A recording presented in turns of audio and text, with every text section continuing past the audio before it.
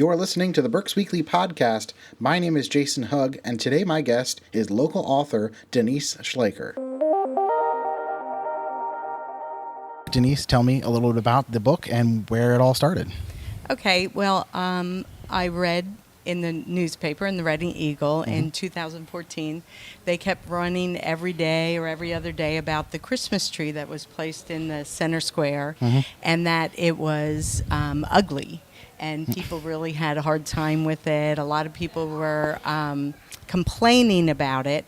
So as I read and I read, my son actually got a text from a friend from college and said, "Hey, what's going on with your city's Christmas tree?" And I said, "Aw, the poor tree." And the idea was born.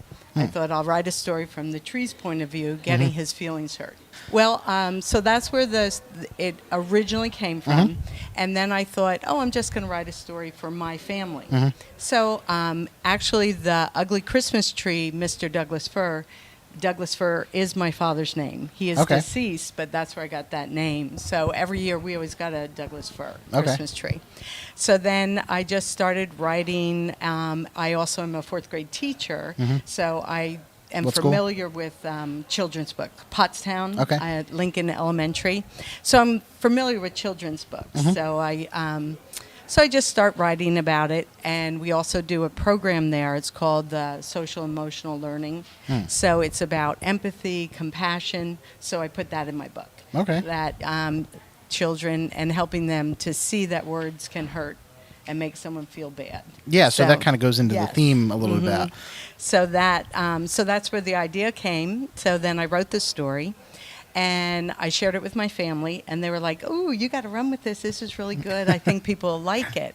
And I said, "Well, do any of you draw?" And they were like, "No." And I said, "Well, that's where my problem is."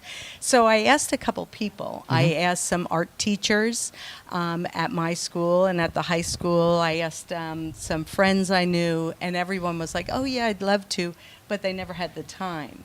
So that's the gap between 2014 and 2018. So then last year, actually, I wrote to Reading High School Art Department. And I said, "I don't even know if this is something you'd be interested in, but I have a book, and I'm attaching it. See what you think about it. And do you have an art student that you think would be interested in drawing pictures for me?" So the teacher put it out to the students, and that's where Adalmi comes in. So tell me a little bit about illustrating it, your experience. Well, it's been a really neat experience for sure. I've learned a lot. I didn't know a lot about illustrating or really know where to start, so it's kind of new for both of us. We didn't really know, how to put our ideas together.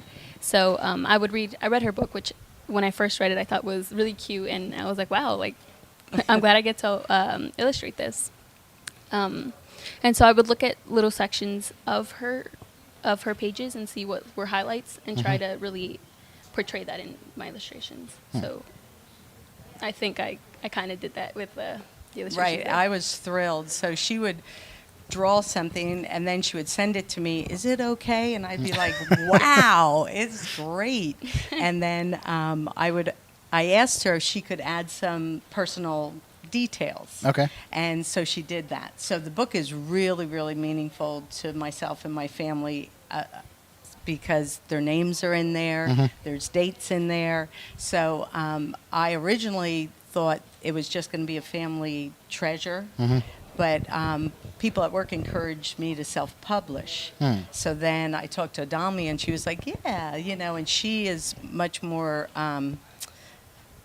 well-versed, I guess, to say, on the computer. So that was a big help. And so that's what we did in July. And then I notified someone at the newspaper, Reading Eagle, and they took off with it. And it has really been a positive thing through the whole city. The city honored us because at one of the city council meetings. And they said it was so personal for them because they were split at that time. Some council members wanted to keep it, some did not. So it meant a lot to them as well. And the tree, yes. Yes, the tree. And so it's been really, really well received in the city of Reading. and everybody's been positive and encouraging. And then, well, of course, we have lots of activities we've been involved in. So it's been absolutely a positive thing for everyone. Talk a little bit about the design process. Was it all computerized? How did you go? How did you get your ideas for the illustrations?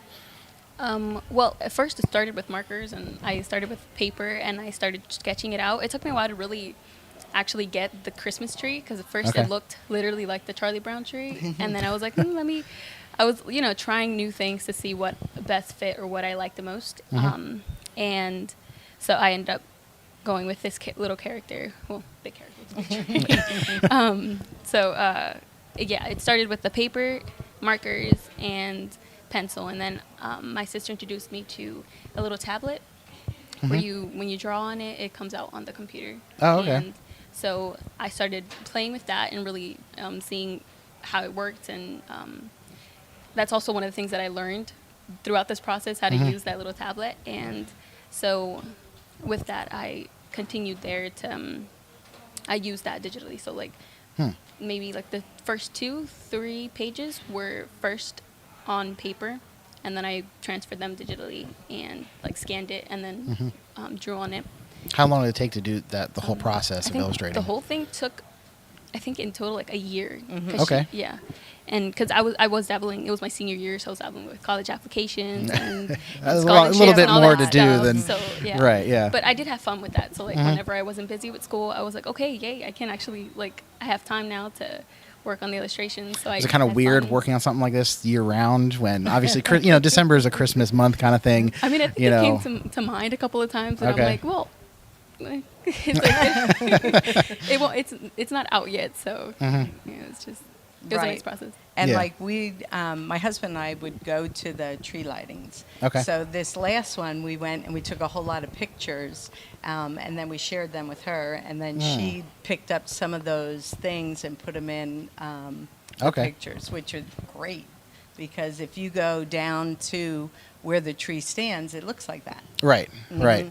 Yeah, I also went to Penn Street after school one of those days, and I took pictures of Penn Street to really get like references there as well. Okay. And so yeah, I really used like pictures as references to see like the background in some of the pages.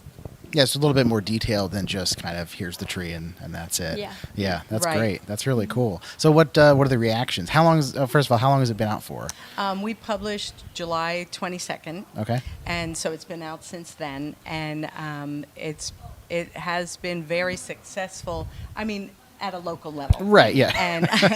And so And that's fine. right, and like we have gone to a couple events. We were on Curious on the Avenue, and we had a book signing there, and that was really well received, and Okay. that was fun. And I said one of my favorite things is like when people would pick it up, and they would say, "Is it okay if I read it?" And we would be like, "Yes, that's fine." And so Reading is please good. do. Yes. And so they would laugh, or they would chuckle about it, or they would say, "I remember that." We had a lot of adults say, "I remember that." Okay. And so then they wanted to buy it either for a child or for a grandchild. So I like that. That made it personal, like that. Yeah. I remember it. I was originally making the story for my family, and now that they're going to pass that to their family. Okay. We also got a lot of support from the high school, the Reading School District, Oh, okay. which was really neat to see. Like they put it on their social media. They're like, "Oh, look, a high school graduate," or a high school graduate, because at the time I graduated. She took part in this children's book. So it was neat to see that, and then also a lot of friends and family and things like that, so like a local level. So Yes, it was and nice. along with my school district, Pottstown School District, they made a big deal about it. Okay. And they support it, and they have it in their libraries, so the kids that I teach, and they can get it out. And I keep encouraging the librarian that they need more copies because the kids really want to read it. But it's been yet very supportive. And like I said, like the Reading School District has just loved that it is a graduate. I went to Reading School District till 10th grade. I didn't graduate from there, but it was so cool because she actually was doing this when she was in high school. Right. Yeah. Are you doing anything with graphic design now or any? Well, I'm studying art education Okay. at Kutztown University. but I'm not really sure where I'm really going to go with this. I Oh, mean, yeah. I'm interested in still like illustrating in the future. So That's but- great. And so where can people find the book today? Where can they get it? Well, they can get it at Curious on the Avenue. Okay. It's available at the Doubletree Oh, okay. Hotel downtown, Amazon, Barnes & Noble online. Okay.